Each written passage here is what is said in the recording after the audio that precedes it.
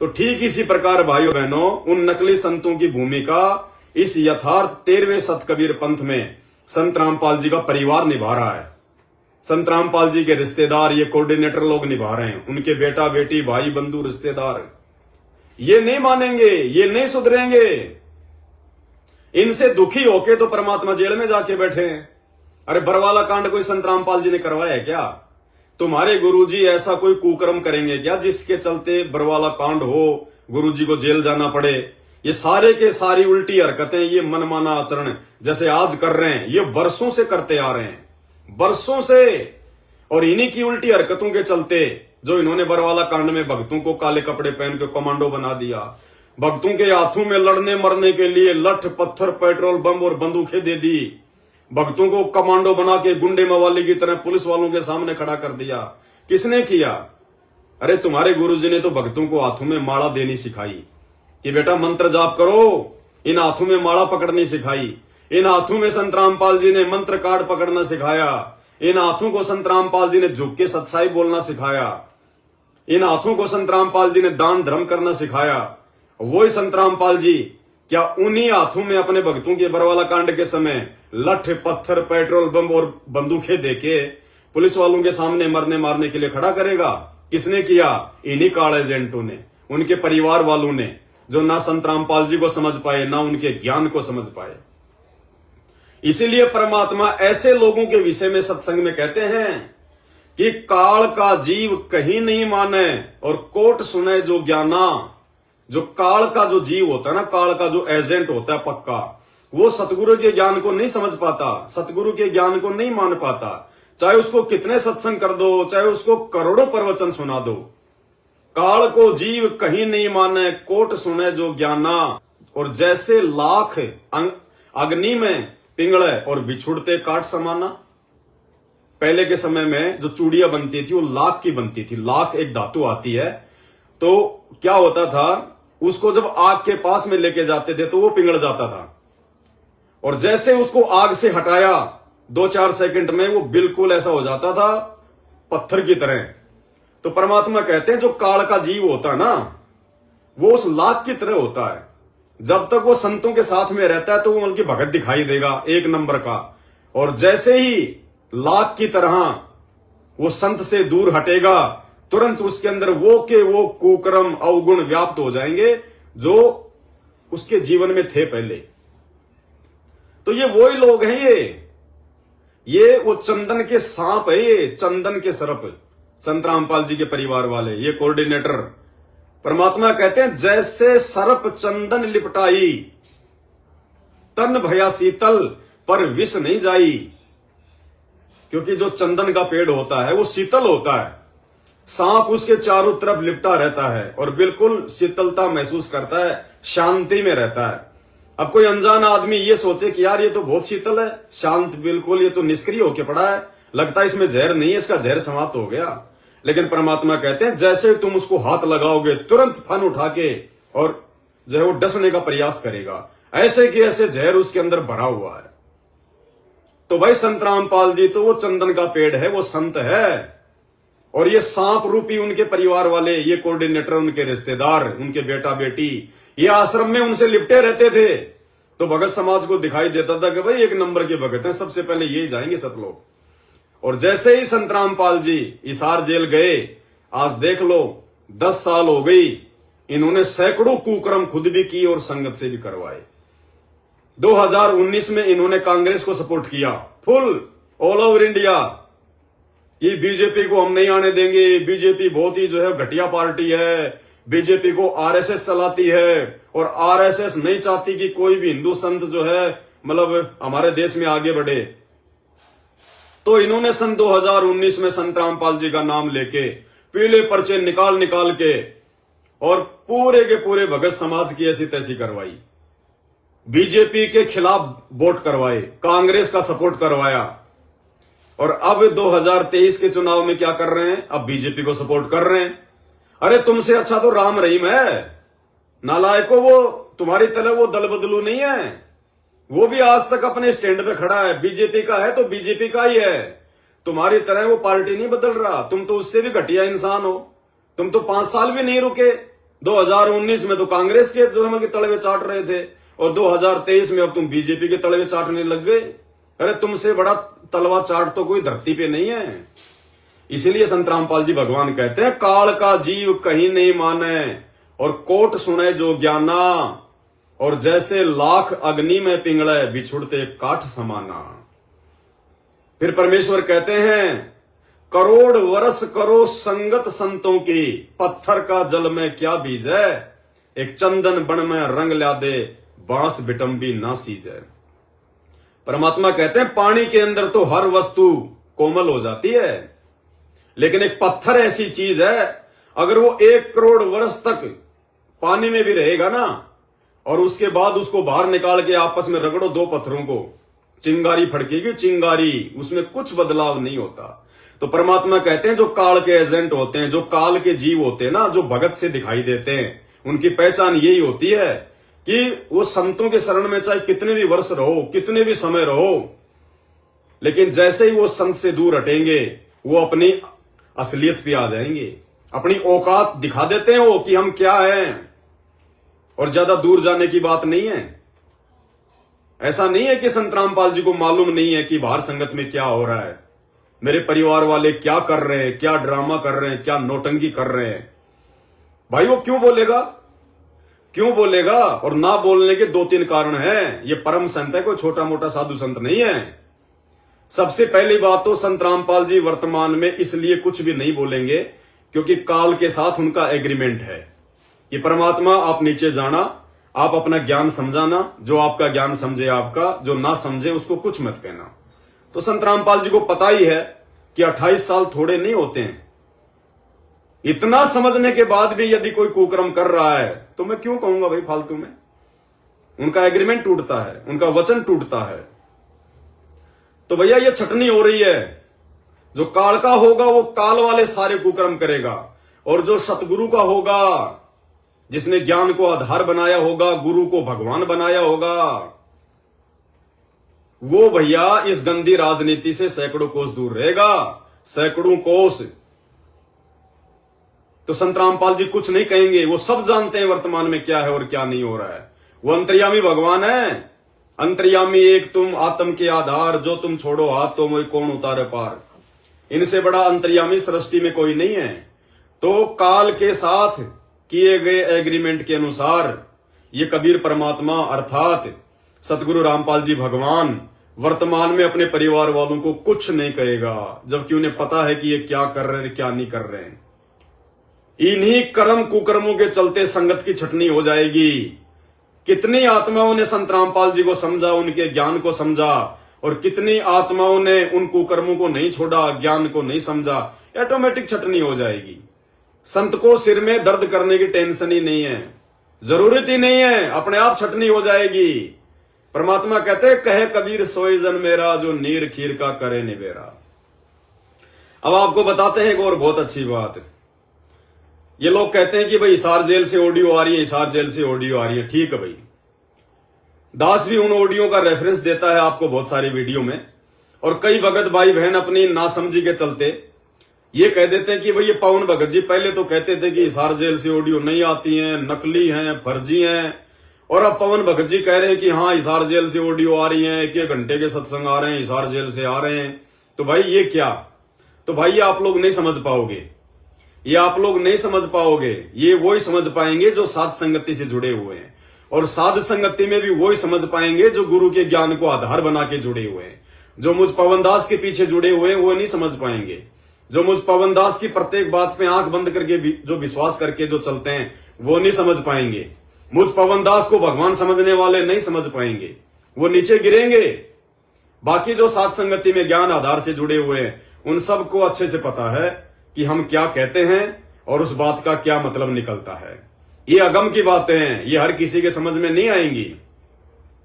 दास ने शुरू से एक बात कही है, हमें कोई मतलब नहीं है कि हिसार जेल से जो ऑडियो आ रही है वो असली है या नकली है। चाहे नकली आओ चाहे असली आओ, नो टेंशन, कोई दिक्कत नहीं। और भाई ये कलयुग है, मशीनरी युग है, लाखों एप्लीकेशन है। और हाल ही में नरेंद्र मोदी ने अपना एक भाषण दिया, उसमें खुद उन्होंने जिक्र किया कि मैंने कभी बचपन में जब स्कूल में पढ़ता था तब मैंने वो गरबा खेला करता था, डांडिया, और अभी पता नहीं 2-4 दिन पहले लोगों ने मेरा डांडिया खेलता हुआ वीडियो वायरल कर दिया, हूबहू मेरे जैसा। मैं खुद भी देख के हैरान हो गया, जबकि मैंने तो कभी डांडिया खेला ही नहीं।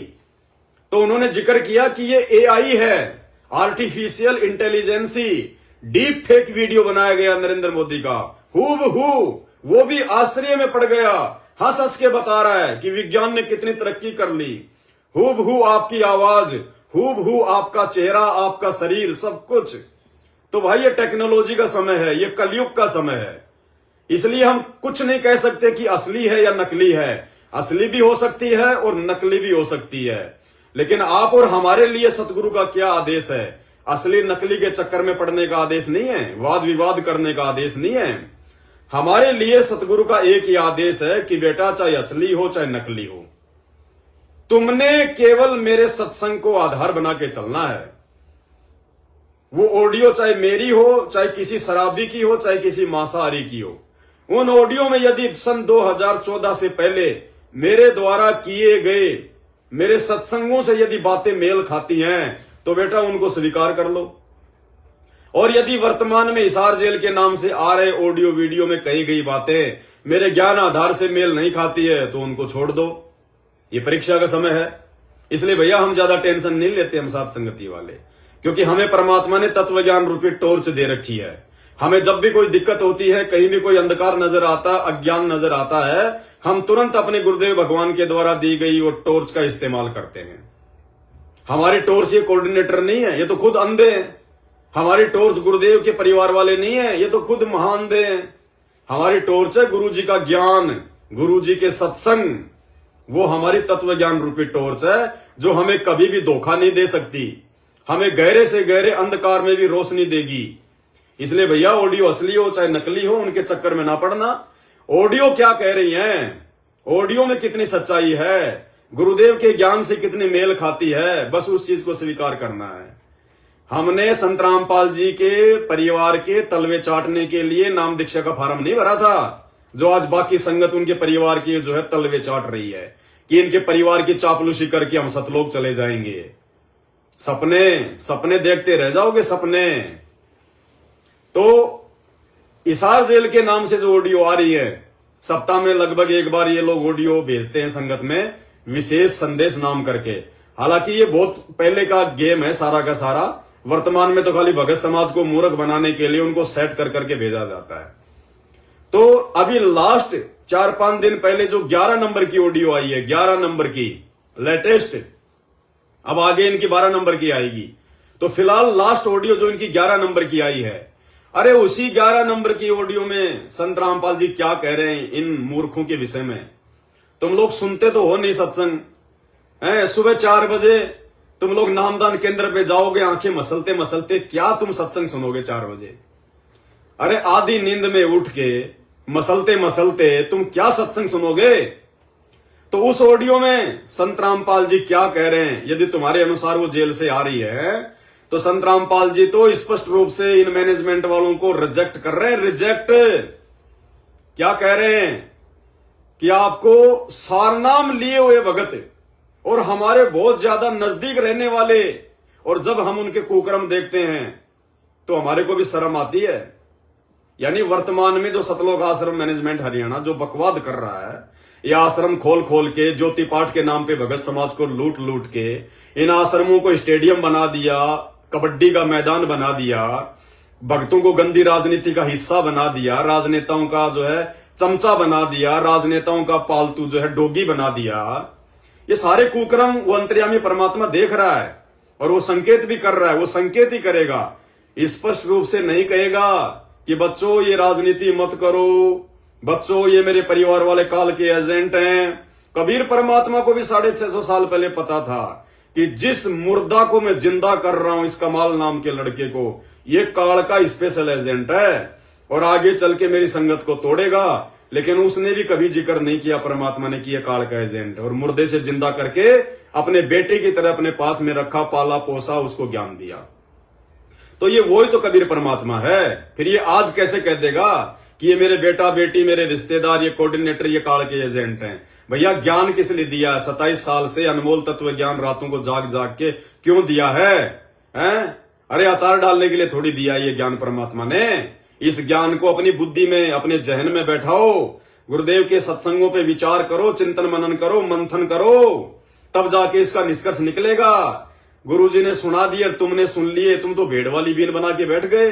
कर्म सारे गुरुजी के सत्संगों के खिलाफ कर रहे हो। 24 घंटे कान में लीड लगा के तुम सत्संग सुनते रहते हो।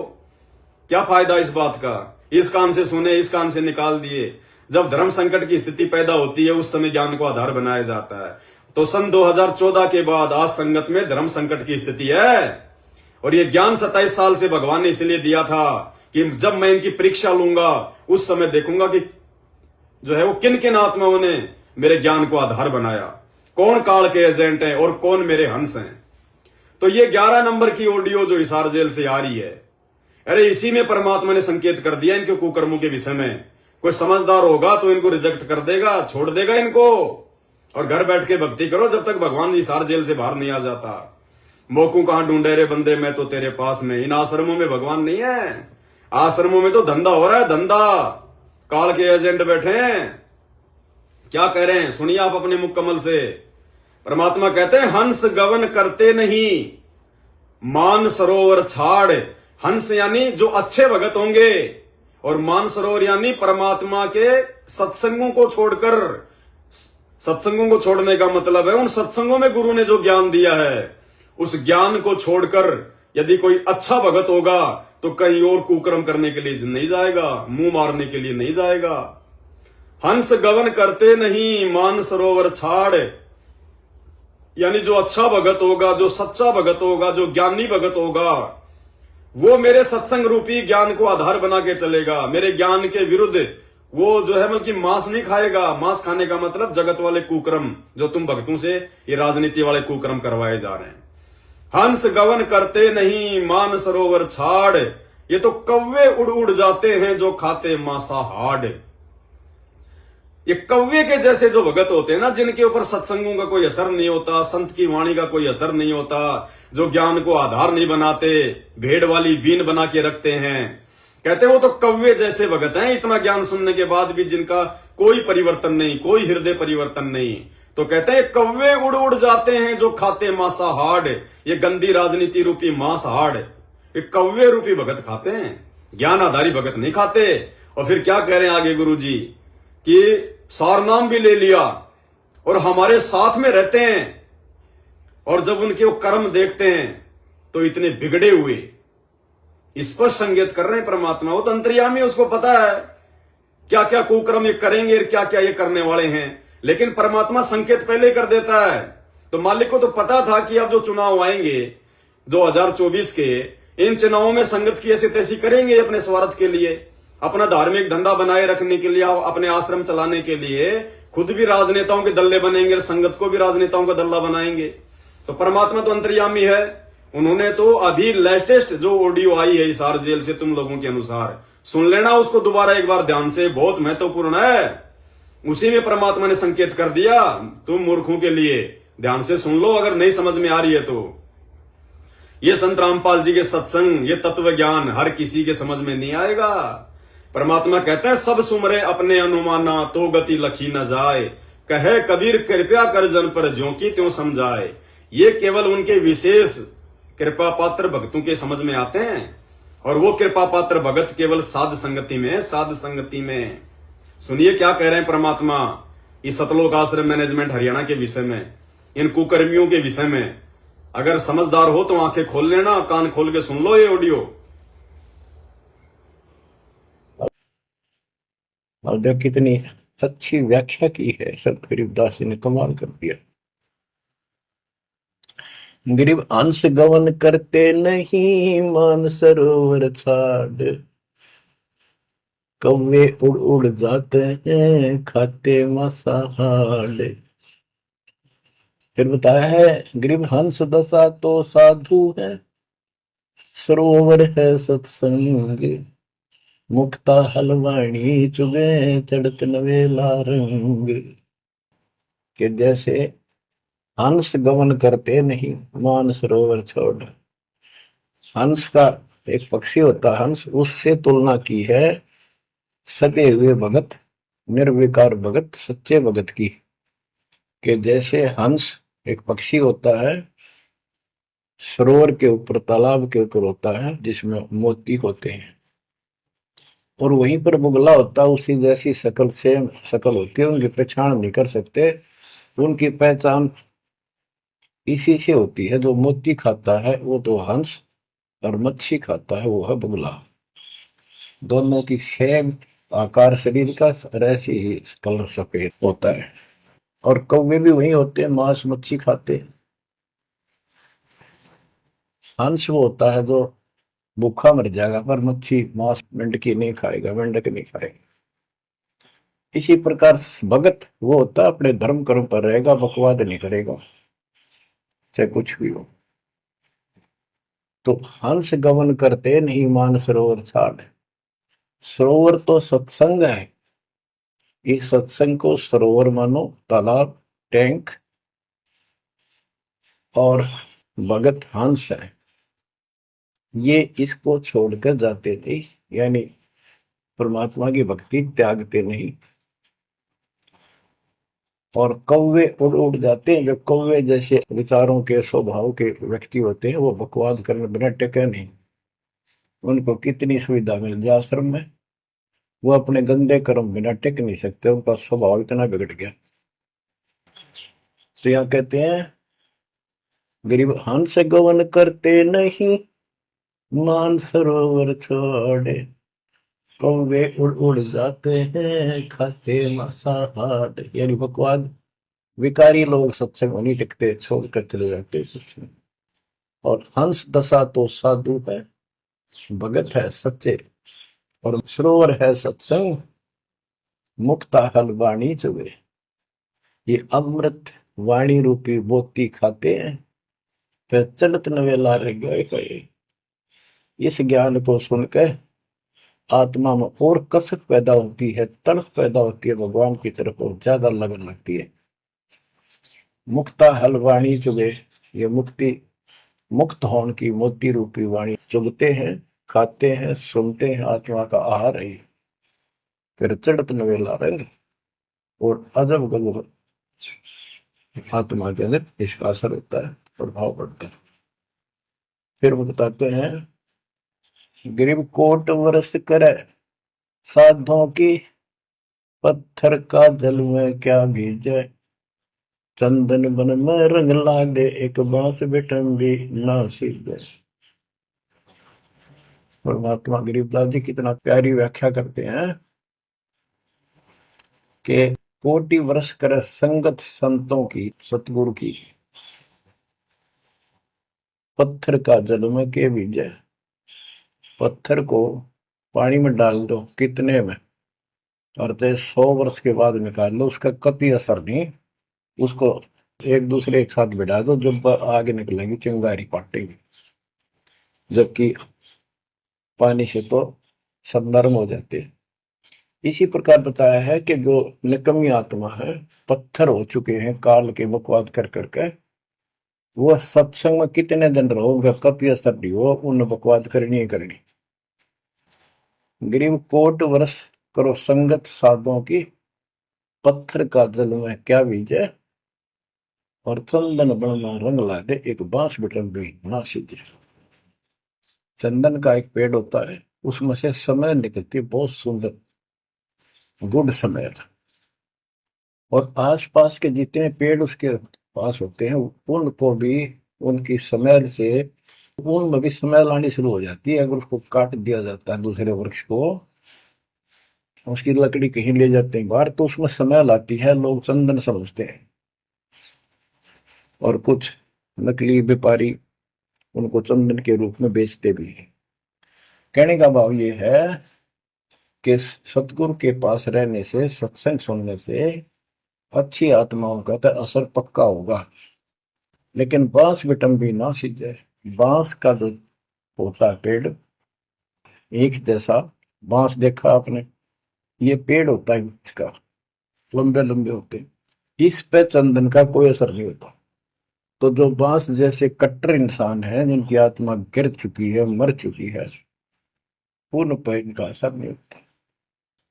वो ऐसे लोग हैं, संगत माई कुसंगत उपजा, जैसे अपन में बांस, आपा किसके से आग लगा हुआ कर बनखंड का विनाश।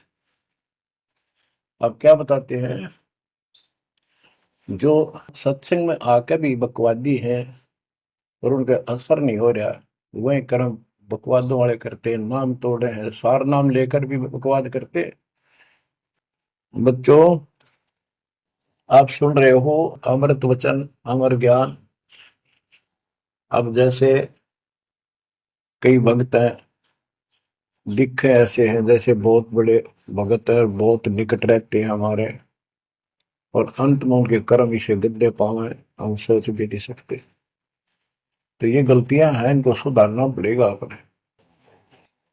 माई और बात तेरे काम न आवे, संतों शरण लाग रे, मुके सोवग पलत में बंदे, जाग जाग नर जाग रे, जाग जाग नर जाग। स्पष्ट कर दिया इस मैनेजमेंट के विषय में, अपने परिवार वालों के विषय में, अपने बेटा बेटी के विषय में, कि उन्होंने अपने कुकर्म नहीं छोड़े और आज पूरी संगत की ऐसी की तैसी करवा रहे ये लोग, पूरी संगत की। भाई और बहनों, हमें अच्छे से पता है कि सतलोक आश्रम मैनेजमेंट हरियाणा इन बातों को नहीं मानेगा, उन पे कोई असर नहीं होगा इन बातों का। लेकिन फिर भी हम आपको बता रहे हैं ये सारी बातें क्यों। दो कारण हैं। सबसे पहला कारण तो ये कि इस कबीर परमात्मा सतगुरु रामपाल जी भगवान का ये तत्व ज्ञान समझ में आने के बाद ये उस भगत की जिम्मेदारी बन जाती है, उसका एक ये कर्तव्य बन जाता है कि वो अपने अन्य भगत भाई बहनों को जो कि कुमार्ग पर चल पड़े हैं और आगे चल के उसका क्या भयंकर परिणाम वो भोगेंगे जिसका उन्हें आइडिया नहीं है, तो उन भाई बहनों को समझाना हमारी जिम्मेदारी बनती है, हमारी नैतिक जिम्मेदारी है। तो सबसे पहला रीजन तो ये कि कल को जब वो परमात्मा आके सवाल जवाब करेगा, पूछेगा कि नालायकों, ये तो नादान थे, इनको तो नहीं पता बेचारों को, ना इनको ढंग से इनको सत्संग सुनने दिए गए, जल्दबाजी में इनको पकड़ पकड़ के इनको नाम दिला दिया गया, कोई भूत से परेशान होके आया था, कोई बीमारी से परेशान होके आया है, ये तो ज्ञान नहीं समझ पाए बेचारे, ना इनको कोई नियम बताए इन लोगों ने, बस जल्दबाजी में जोड़ दिया और फिर ज्योति पाठ ज्योति पाठ ज्योति पाठ अपना धार्मिक धंधा शुरू कर दिया। लेकिन तुम्हारी तो परमात्मा ने बुद्धि खोल दी थी, तुम्हें सारी चीजें समझ में आ गई थी, तो तुमने अपने भगत भाई बहनों को क्यों नहीं समझाया, क्यों नहीं आगाह किया? क्या तुम्हारी जिम्मेदारी नहीं बनती? तो सबसे पहली बात तो इसलिए हम आप सभी भाई बहनों को 8 साल से समझा रहे हैं। लगातार हजारों की संख्या में वीडियो बनाए जा चुके हैं। सात संगति के वीडियो देखने के लिए फेसबुक पर जाकर सर्च करें, पवन दास इज लाइव, मानव धर्मी पवन दास। आपको कई हजारों की संख्या में ज्ञान आधारित वीडियो मिल जाएंगे, कुछ भी बाकी नहीं रहा, हर शंका का समाधान।